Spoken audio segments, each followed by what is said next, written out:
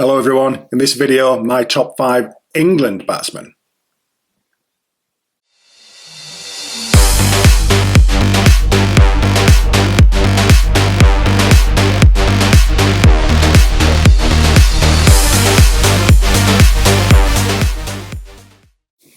Okay, you know the drill. Coming in at number 5, Joe Root.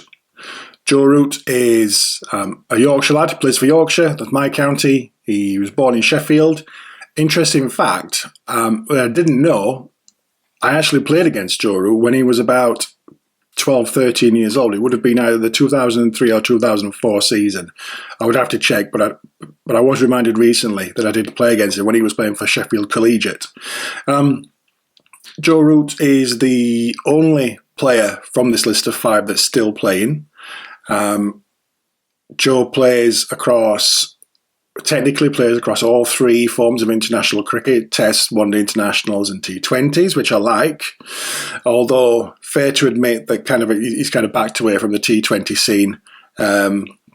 Much more powerful hitters of the game seem to just be coming in and taking his place. Joe made his Test debut at the age of 21 in 2012.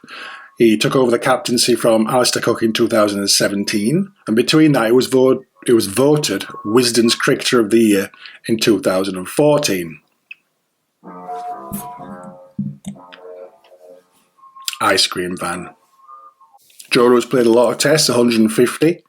He averages just under 50 with the bat, not far off that in one-day internationals. He's scored over 11,700 runs and he's due to, well, I would expect him to overtake Sir Alistair Cook as England's top scoring Test batsman some point towards the end of 2024, early 2025. And he's got a high score of 254 in Tests. My number 5, Joe Root, from Yorkshire. Okay, coming in at number 4, a little bit left field this one, Robin Smith.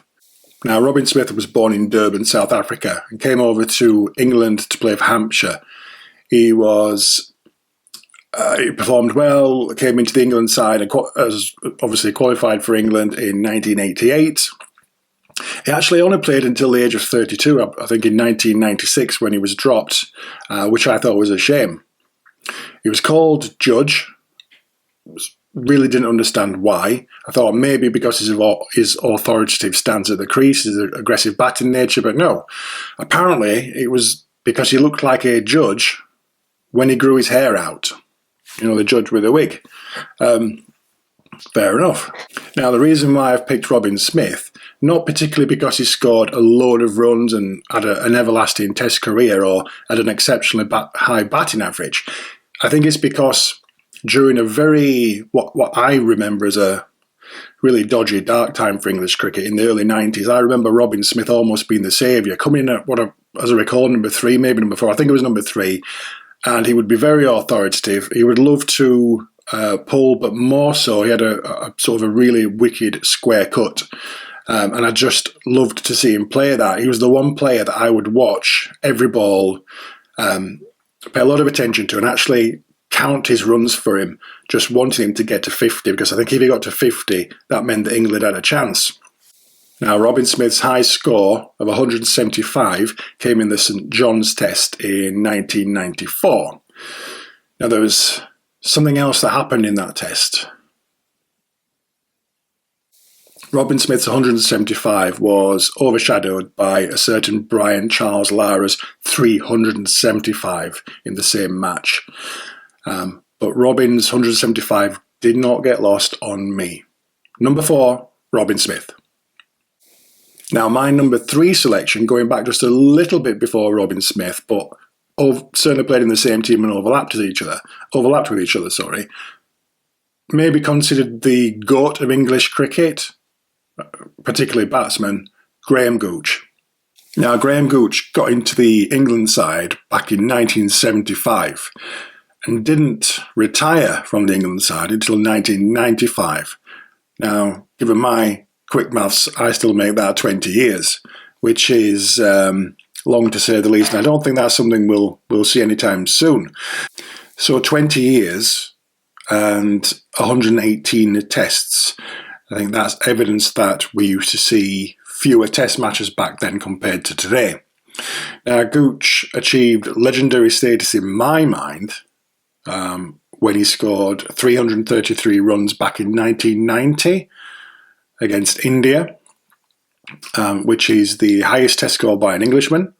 In that same match, he got and still holds the record, I believe, for highest aggregate score for a test match. The aggregate score being the combined number of runs across first and second innings, and that was 456 runs. Now, Gooch averaged just over 42. He scored 8,900 runs across those 118 tests. Funnily enough, he only scored 25 sixes, or he only hit 25 sixes, which feels low, because I definitely remember him hitting some. He rocked an amazing moustache, captained. As long as I can remember him being in the team, he always seemed to be England captain, and he was the face of English cricket back when I was growing up, particularly in the late 80s, early 90s. So number 3, Graham Gooch. Okay, I've just got to say that up until probably a couple of hours of recording this video, I had this guy as my number 1. However, sense hit me and I switched it around. My number 2 favourite England batsman, Kevin Pietersen. So Kevin, known as KP, was born in South Africa, moved to England at the age of 17, qualified to play for England and made his debut in 2004 against Zimbabwe. Scored a lot of runs in a short period of time, or it seemed short, but he was actually in the team for a number of years. Averaged just over 47 in test matches and around 40 in both one-day internationals and T20s. I first started paying attention to KP in that Zimbabwe series, but more so for the role that he played in the 2005 Ashes series, one-day internationals and test matches. And I do remember him being very, very aggressive, switch hitting Shane Warne for 6, as I recall, and also hitting Glenn McGrath to all parts of the ground, and all this while wearing a ridiculous haircut. KP is a keen wildlife photographer, and it's fair to say that his character divides opinion. So I remember pictures of him and Freddie Flintoff stumbling out of Downing Street, I believe, out of their head. I also remember the controversy in 2012 when he was texting the South African team and taking the mickey out of the England team when he was playing for England against the South African team, which ultimately led to him being dropped from the team sort of in the next year or two after that. So to sum up, I did have Kevin at number 1 because he's probably one of the best English entertainers with the bat. Without him in the 2005 Ashes series, I doubt we would have won. I know Freddie Flintoff gets a lot of the praise for that, but without KP, I'm not sure whether we would have had the result that we did. So yeah, number 2, Kevin Pietersen. I think. I'm just not sure whether I could sit next to him on a long haul flight. Okay, just before I tell you my number 1 choice, previously number 2, before the KP thing, just want to give probably 3 special mentions. So Mark Ramprakash, John Crawley, Graham Hick. 3 top English batsmen that absolutely deserved their chance in the Test team, but ultimately didn't manage to take advantage take advantage of that opportunity. So just 3 special mentions there. Batsmen that I did like, but just couldn't back it up. So my number 1 favourite batsman from England is Michael Atherton. Now, if you've watched some of my previous videos, you'll appreciate that I like batsmen that smash it. And Mike Atherton wasn't really one of those batters. He was nicknamed Pongo. I don't really know why. I believe it's something to do with the state of his kit bag and his dishevelled look from time to time. But ultimately, the guy captained the team through some of the darker times of English cricket. And if there was one example of why he has made my number 1 choice, is the 1995 Test in Johannesburg against South Africa. He scored 185 not out to draw the game, and that was against the fire that was Alan Donald and Sean Pollock. The guy batted for 643 minutes, facing an amazing 492 balls. The innings is so famous that it made a whole chapter in his autobiography. I think his book is called Opening Up.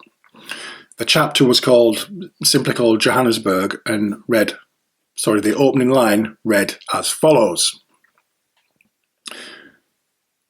If he is lucky, a batsman may once play an innings that defines him, one that, whether he likes it or not, he will be remembered for. And he is remembered for that. So, unfortunately, we didn't see Atherton in the 2020 era, and to be fair, he probably wouldn't have made the cut. That just wasn't his style. But just for the grit and determination, despite being Lancastrian, my number one choice, Michael Atherton. Just don't ask me to do his laundry. So guys, there you go. That's my top 5 English batsmen, from my era at least.